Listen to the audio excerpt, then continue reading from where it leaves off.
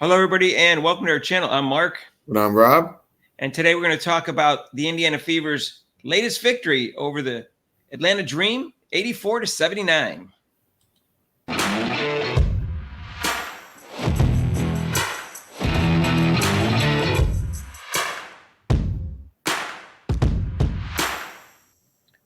And hey, if you haven't subscribed to our channel yet, please do so and hit that notification bell when you do, so you get notified of our next videos. So, Rob, they're up 14-16 now. They won. It wasn't a pretty win, but they won against a below average team, a team that had been playing well though. Atlanta had won 3 of the last 4, and their only loss was a 2-point loss. So it wasn't like they played a lousy team, but Atlanta Dream didn't shoot very well, and that's the only reason they came out with a victory, because I didn't think that the Indiana Fever looked that good. They didn't run, and they just seemed lost out there, Rob. Yeah, it's getting to the point, Mark, where I do watch some WNBA games, but now it's just like I don't even want to watch them. It's horrible. I mean, it is just horrible basketball. I'm sorry. I mean, you're missing the easiest shot in the game, the shot that you practice from day one when you learn basketball, a freaking layup, and they can't make a layup. Right. I mean, Caitlin Clark even missed a layup, but she is my new statistic at rim finishers for guards. She's number 1 in the league, and Kennedy Carter's number 2. So she actually does usually hit her layups, and most of the people can't in this league, and that's kind of embarrassing because that's a low-level skill. Yeah, but it seemed like from the beginning they wanted to go in the post to Boston, and they did, and it was successful. And then they went away from that for some reason, and they didn't want to run for some reason. I have no idea. Of course, she didn't start Lexi Hall like she should have. They got off to a pretty good start despite that, but Samuelson ended up only playing like 6 minutes, I believe. Yeah, only 6. She was ineffective. She should have never started in the first place. And I don't know. I don't understand Christy Sides. Hall had she hit her threes the 2 games in a row, and she was obviously one of their 5 best players, and she won't start her. And they had 3 guards, good guards that are on the Dream, so they needed Lexi Hall to cover one. No, that made too much sense. Not going to do that. I start Samuelson, even though she hadn't hit a 3 in a while. And then the Hall played like 30 minutes. So why not start her?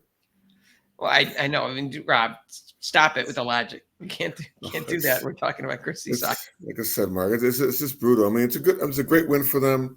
I mean, people saying they won, but there's still things where they can improve. And then that fourth quarter again, Mark.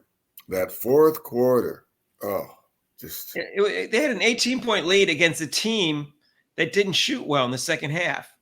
So they lost a lead against a team who's not that great, who wasn't shooting well. They shot better in the first half. They were like 6 for 12 with threes in the first half, and they ended up, the Dream was 6 for 12 in the first half, and then they ended up only being 10 for 29. So they were only 4 for 17 in the second half, and they still caught up. Yeah, the Fever is very lucky that they didn't lose that game. I thought I'm going like, seriously, it's going to be another loss, but yet they want to keep the coach. No, the Dream shot 37% and 34% for threes. The Fever didn't shoot much better. They shot 40.8% and 37%.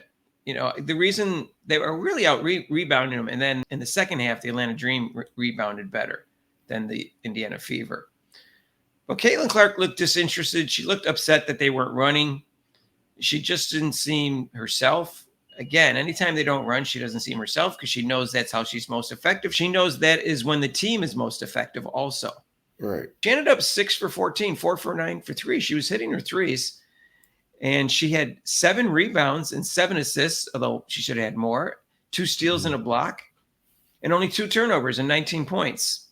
Yeah, but she didn't shoot in the fourth quarter. She shot 2 times in the fourth quarter. 1 for 2.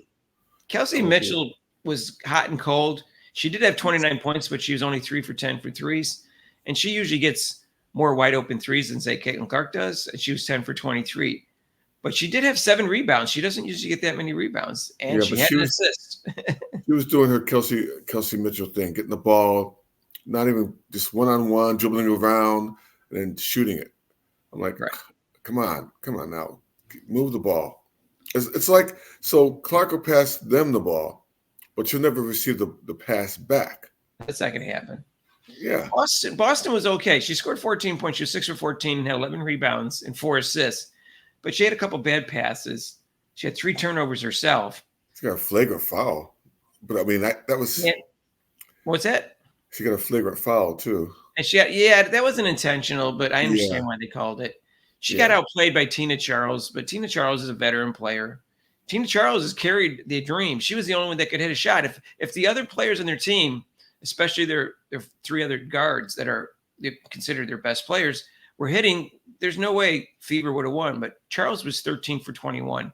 Yeah. And had 8 rebounds and 28 points. But Alicia Gray was 3 for 12. Yeah, she couldn't hit anything.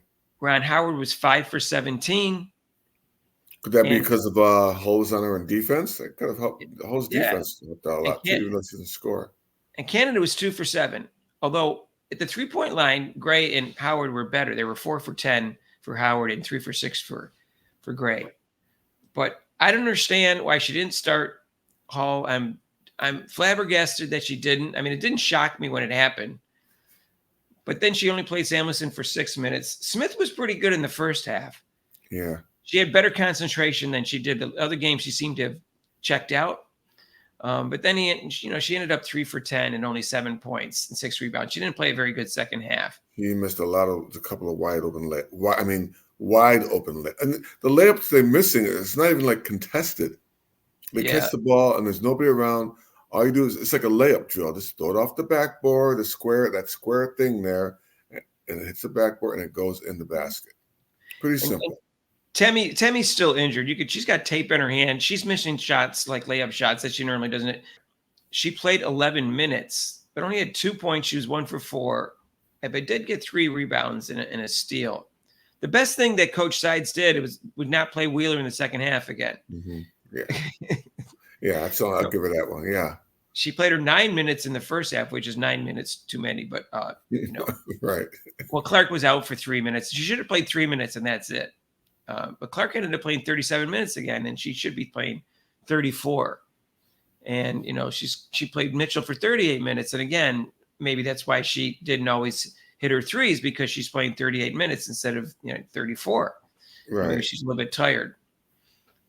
But her arm's not tired, that's for sure. When Dantas is good for that type of offense, even though that offense sucks and they suck at it, because she can hit the outside shot and has some touch on around the post. She was 3 for 4 threes. Even people are upset she took too many threes last time, but she was 3 for 4 this time and played a decent game. She had 11 points. She only played 10 minutes, but when she was effective when she was in there. She stretches the defense out because she's a threat to hit the three, which Smith and Boston really aren't. So, anyways, but Hall did play 30 minutes. She only scored 2 points, but she does the little things. She's got 4 rebounds, 2 assists, and 2 steals. And, she just plays great on-ball defense that nobody else does. Mark, that's what I used to do. I knew how to score. I could score, but I came in and just played defense. I had other people on the team that could score, but my thing was shut the person down, get a rebound, do the little things that help you to win the game. And like I said, I would come in maybe with 5 minutes in the first quarter, and I end up playing the whole game, rest of the game, second quarter, third quarter, fourth quarter. So that's why I like Hall. But she shouldn't do that. She should be starting. No, need Hall to be starting, and we need Temmie to get back in shape and be healthy again before the playoffs, because otherwise they're not going anywhere. Because they need her contribution, because they don't have a lot of depth. And again, they need to run more, but I don't know. That's slow. Yeah, the slowing the ball. I am clueless as to why Sides has what she has against running. They seem to be most effective, and that's when they played their best basketball, and that's when they have beaten the better teams when they run.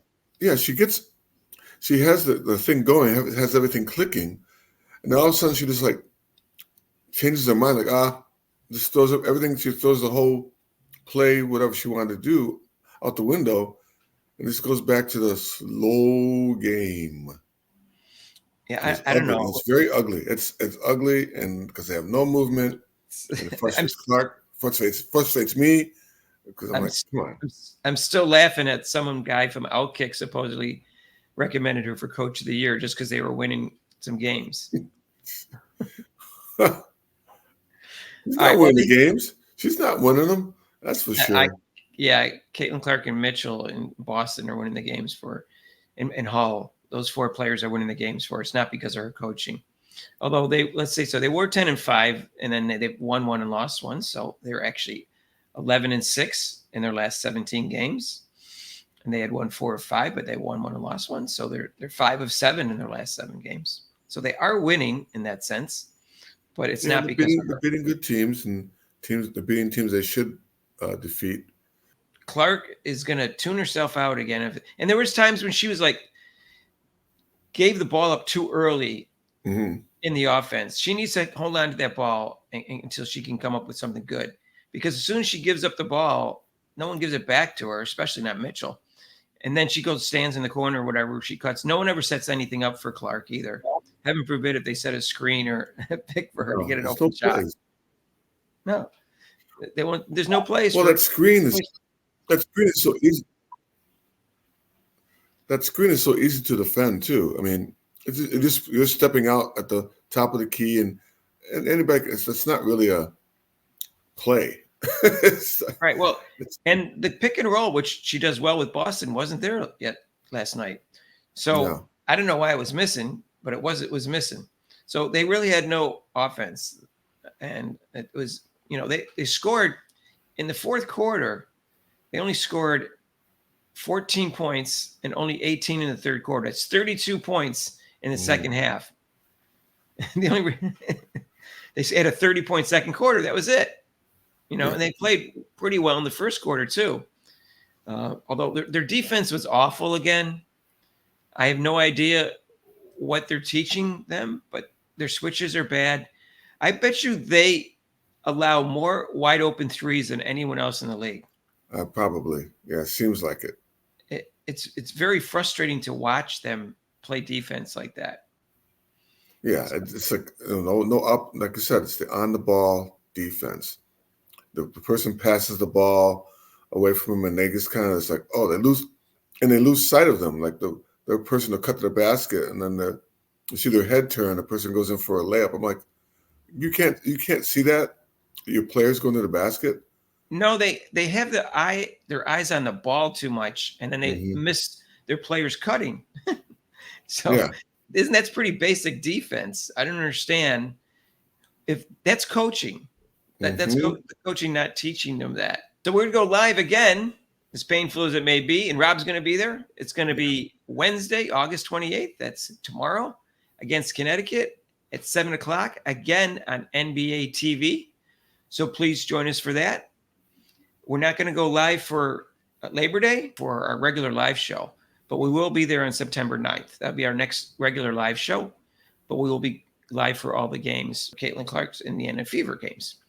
And if you haven't subscribed to the channel yet, what are you waiting for? We're going to 4,000. We need your help. So join and feel Rob's pain while he's watching the game. Don't get Rob's upset. You can Got to feel the pain. make Rob happy and subscribe to the channel. Feel my pain. If you're happy the Indiana Fever won, subscribe to the channel. If you like Caitlin Clark, subscribe to the channel. Just subscribe to the channel. Yeah. If you like this video, hit the like button. And if you want to donate to the channel, there's super chats and super thanks down below. And there's a link to PayPal. And we'll see you in the next video. Peace out.